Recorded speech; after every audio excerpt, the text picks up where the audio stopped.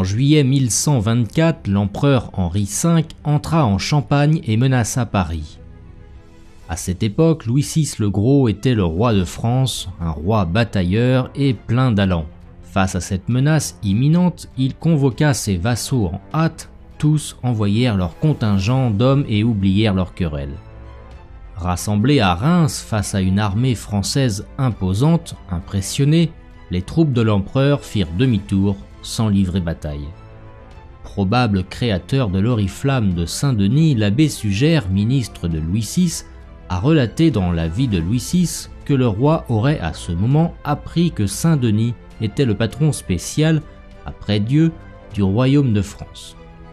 Le roi se rendit alors à l'abbatiale de Saint-Denis et prit sur l'autel l'étendard, puis partit vers le point de ralliement de l'armée. C'est en tant que comte du Vexin depuis 1077, impliquant entre autres la défense militaire de l'abbaye, que le roi fut en mesure de lever l'étendard. C'est ainsi que Suger relata les faits. Appartenant au comté de Vexin, au titre duquel il se trouve feudataire de l'Église, il le prend conformément à son vœu, comme de la main de son seigneur. Alors que le roi Louis VI avait perdu le précédent étendard lors de la bataille de Brémule en 1119, il fit de cet étendard rouge du sang du martyr de Saint-Denis le signe de ralliement dans les heures de grand péril. Dans les combats, le nom de l'étendard consacré à Saint-Denis devint le cri de ralliement « Montjoie, Saint-Denis » et future devise du royaume. Tout un rituel précédait la levée de l'oriflamme. Le caractère religieux était indéniable. Tout d'abord, les reliques de Saint-Denis étaient exposées publiquement, puis le roi s'avançait, s'agenouillait devant l'oriflamme et le confia à un chevalier parmi les plus braves.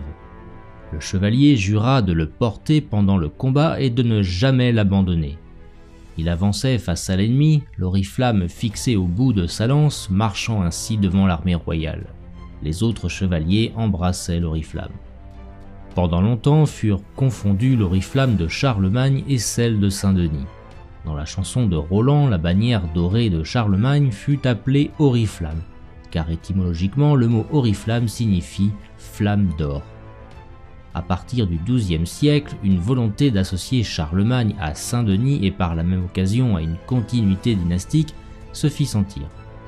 Au fil des siècles, les rois de France, fidèles à cette tradition, reprirent l'oriflamme des mains de l'abbé sur l'autel des Saints-Martyrs.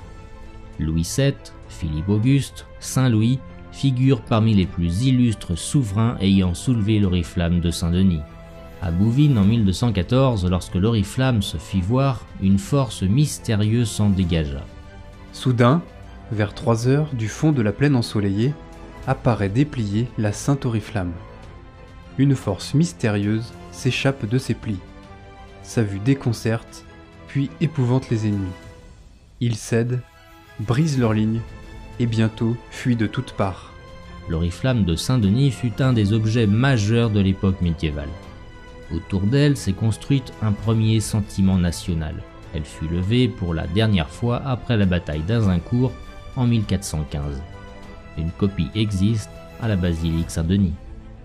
N'oubliez pas de vous abonner à ma chaîne, de commenter et de partager. Si vous aimez mon travail et vous voulez me soutenir, vous pouvez faire un don via mon compte Tipeee. Merci d'avance.